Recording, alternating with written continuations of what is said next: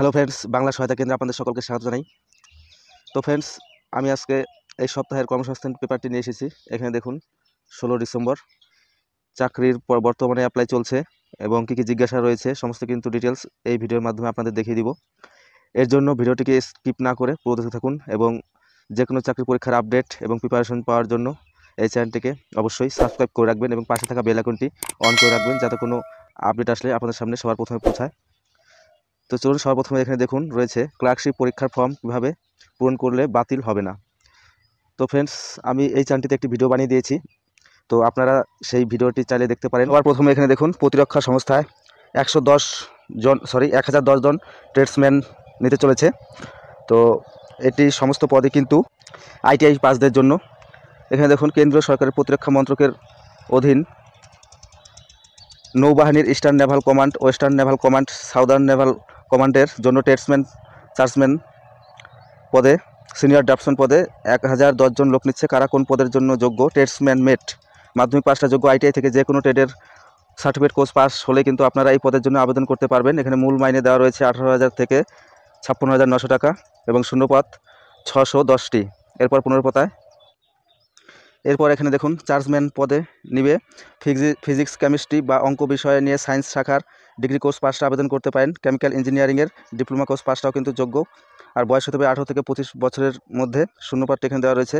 এরপর chargeman physics, chemistry, অঙ্ক এবং বিষয় নিয়ে সায়েন্স শাখার ডিগ্রি কোর্সটা আবেদন করতে পারেন এবং electrical, electronics, mechanical, computer engineering diploma পাসটাও যোগ্য। বয়স হতে হবে একই 18 থেকে 25 এবং শূন্যপদ 20 রয়েছে। এরপর সিনিয়র ড্রাফটসম্যান, মাধ্যমিক পাসটা যোগ্য, ITI থেকে ড্রাফটসম্যানশিপের সার্টিফিকেট কোর্স বা ডিপ্লোমা কোর্স পাস হলে যোগ্য। এক্ষেত্রে ইলেকট্রিক্যাল ও মেকানিক্যাল ইঞ্জিনিয়ারিংরা আবেদন করতে পারেন। তো ফ্রেন্ডস, এই সমস্ত পদগুলি কিন্তু ITI পাস এবং আপনারা ইলেকট্রিক্যাল ইঞ্জিনিয়ারিং বা ডিপ্লোমা পাস হলে আবেদন করতে। আমি এখানে লাস্ট ডেটটি দেখিয়ে দিচ্ছি আবেদনের কবে থেকে শুরু হবে।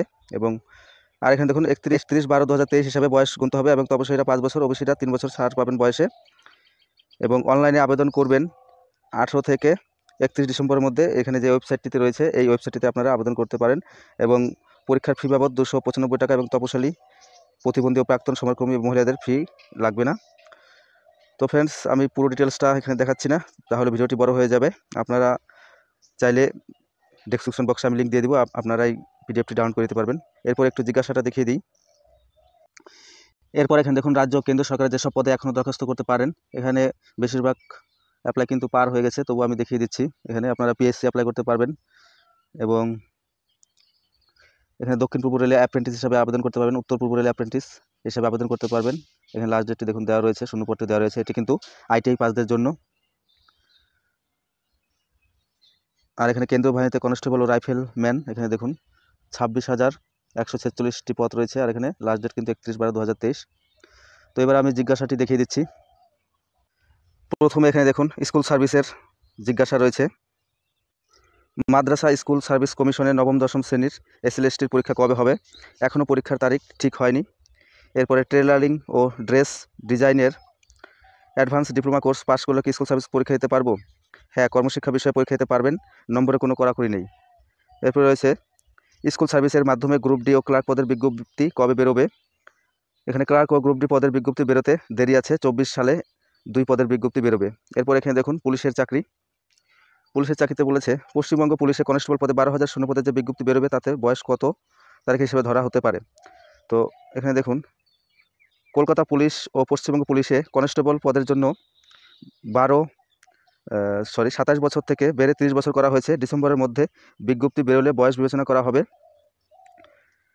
1/1/2023 হিসাবে। তবে আগামী বছর জানুয়ারিতে বিজ্ঞপ্তি বেরোলে বয়স গুনতে হবে 1/1/24 হিসাবে। তো ফ্রেন্ডস, বিজ্ঞপ্তি কিন্তু সামনেই আসতে চলেছে। জানুয়ারিতে এই বিজ্ঞপ্তি বেরোবে, জানুয়ারি-ফেব্রুয়ারিতে। কারণ আমি একটি ভিডিও বানিয়েছি, আপনারা দেখে নেবেন।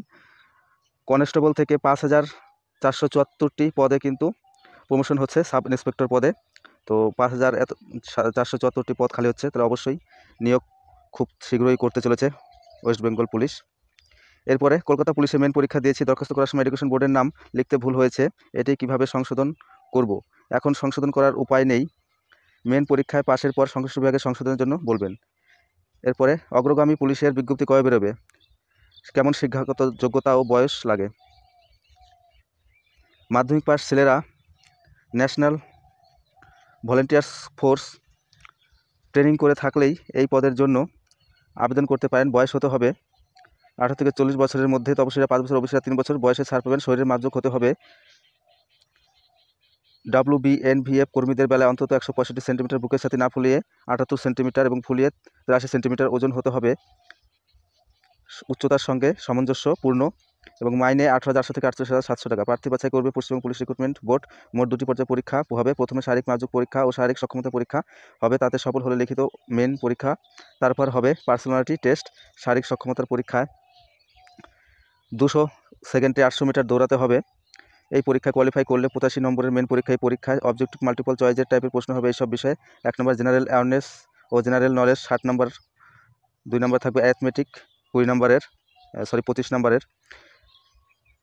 নেগেটিভ মার্কিং নেই, নেগেটিভ মার্কিং আছে।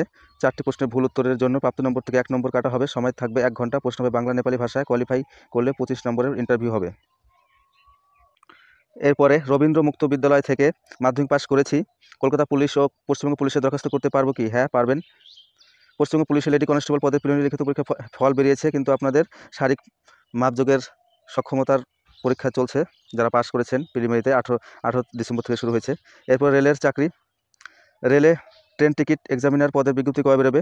এবছর রেলের টেকনিক্যাল ও নন টেকনিক্যাল পদের বিজ্ঞপ্তি বেরোনোর কথা ছিল, কিন্তু এবছর বিজ্ঞপ্তি বেরোনোর সম্ভাবনা কম। 24 সালের প্রথম দিকেই রেলে প্রায় 1 লাখ শূন্য পদের বিজ্ঞপ্তি বেরোতে চলেছে।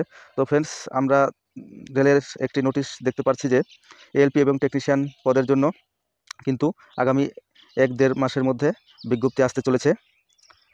এরপরে স্টাফ সিলেকশন কমিশন, জন্ম তারিখ 24/12/1995, জেনারেল ডিউটি পদের এসএসবির কনস্টেবল পদে দরখাস্ত করতে পারবো কি? এসএসসির জেনারেল ডিউটি পদের জন্য বয়স হতে হয় 24 হিসাবে 18 থেকে 23 বছরের মধ্যে, অর্থাৎ জন্ম তারিখ হতে হবে 2/1/2001 থেকে 2/1/2006 এর মধ্যে। তপশিলীরা 5 বছর বয়সে ছাড় পাবেন।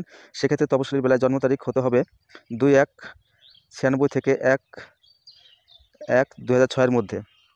এরপরে এবছর সেপ্টেম্বর নাগাদ এমটিএস যে পরীক্ষা হয়েছিল তার ফল বেরিয়েছে না? ফল এখন বেরোয়নি। এরপরে রয়েছে প্রাইমারি টেট কি 24 ডিসেম্বর হবে? হ্যাঁ, 24 ডিসেম্বরে হবে। এখন পর্যন্ত কিন্তু 24 ডিসেম্বরই ঠিক রয়েছে। এরপরে পিএসসি ফুড সাব ইন্সপেক্টর পদের পরীক্ষা কবে হবে? অ্যাডমিট কার্ড কবে ছাড়বে? এখনও পরীক্ষার তারিখ ঠিক হয়নি। সম্ভবত জানুয়ারি 2য় সপ্তাহে পরীক্ষা হতে পারে। মিসেলাস সার্ভিসের প্রিলিমিনারি পরীক্ষা কবে হবে? পরীক্ষা এপ্রিল-মে মাস নাগাদ হতে পারে। এরপরে অন্যান্য চাকরি, WBACDCL জুনিয়র অপারেটর টেকনিশিয়ান পদের বিজ্ঞপ্তি এবছর বেরোবে কি?